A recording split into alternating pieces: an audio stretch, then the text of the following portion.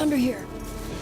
What the gameplay needs to do is immerse you in the world, give you as many interesting actions to survive in this world and overcome obstacles. And obstacles could be infected, it could be other people, it could just be the environment, it could be rushing water, anything that could happen in this post-apocalyptic world. Are you clean? Yeah. But more than anything, it needs to put you in Ellie's shoes, that you're experiencing what Ellie's experiencing, making you feel what she feels. Because the more we do that, the more the emotional beats of the story work for us, and the more they work for us in this very unique way that only works in video games.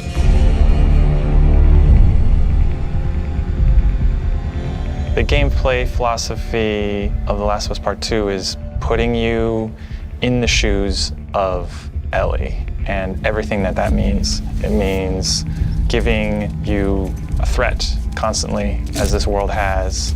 It means giving you the hard choices. Because this game takes place in such a hostile universe and our characters are pushed to do really difficult things, we want to put you in alignment with those choices. We want you to understand how hard certain decisions were for these characters, because they're hard for you. I would say the overarching philosophy of how we approached designing the game mechanically is how can we take things to the next level. Everything kind of comes out of the story. And how do we do it through systems? So one is you have to feel the pressure of survival. Survive by the skin of my teeth. How do I use all the scrap around me? Any kind of bullet, any kind of rag, any kind of bottle of alcohol. How do we give you that sense of being a survivor in this world?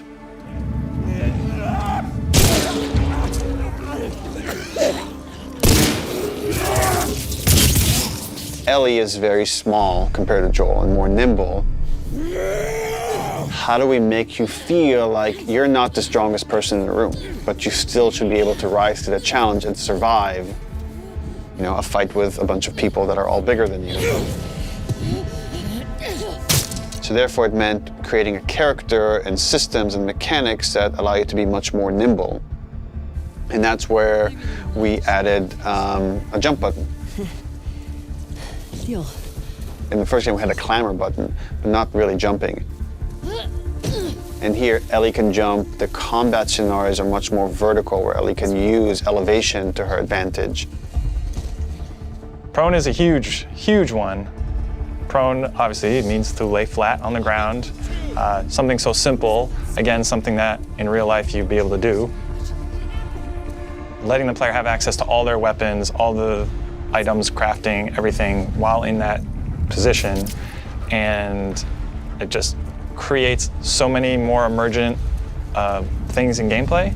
Now that we have this other state that the player could be in, which are very low to the ground, how else can we use this other than just hiding in vegetation? We're like, well, there's a lot of man-made things or different structures that have collapsed that allow just enough space for you to crawl under, which means that now, as enemies are looking for you, you can crawl under things and hide, and it's just one more way to assess your environment and use it to Ellie's advantage. Now, because you can hide under things, we gave the enemies, we made them smarter and gave them the ability to look under things. So while you might hide somewhere and be safe for a while, eventually they're going to start looking under stuff, and if you're hiding under a truck and they spot you, they're going to yank you out and then try to kill you.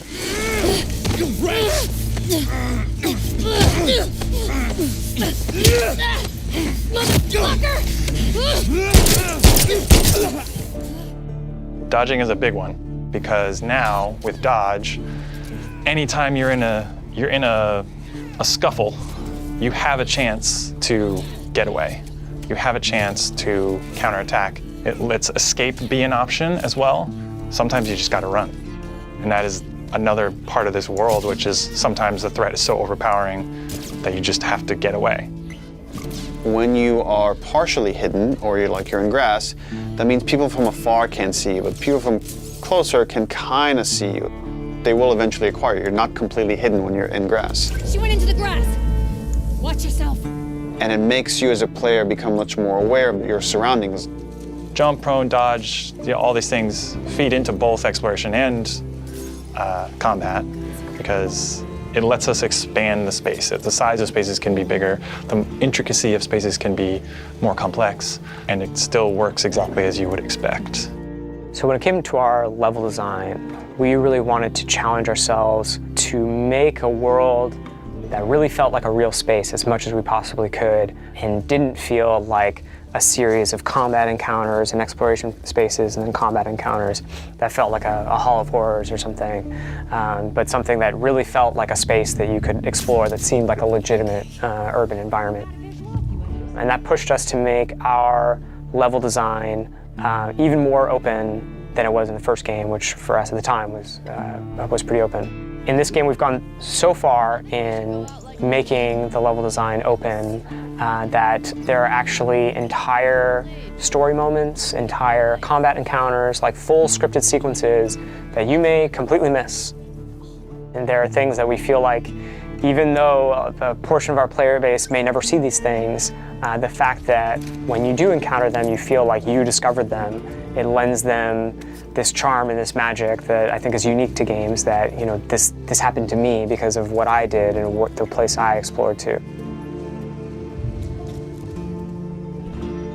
Crafting is very much about a payoff to exploration, meaning that when you enter new spaces, you want to look around for supplies. You want to open drawers and cabinets and look for different things that will allow you to craft either items that can help you heal, items that can help you attack multiple enemies at once, such as the Molotov or the landmine that Ellie can craft.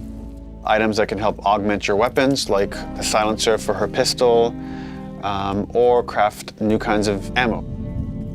It also gives us tons of interesting gameplay choices and overlaps that you can do in any moment and on the fly. We try to be a game that wants you to make a lot of different decisions in combat as possible.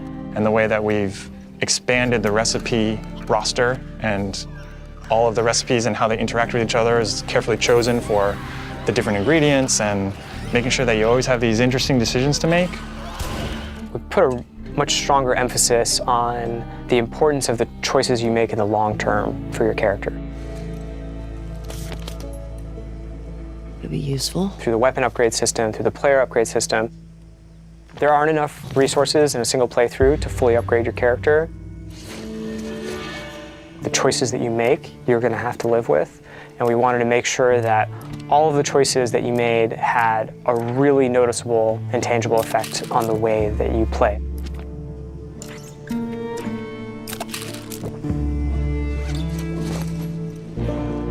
You feel a greater kinship with Ellie because you are living with decisions that you've already made. Like you are continuing this through line of her journey through this world, and the moment-to-moment gameplay is influenced by that in a way that we haven't before. The realization that your choices have these long-term consequences is very much like the nature of the narrative of the game. And I'm happy that the mechanics are supporting that. PlayStation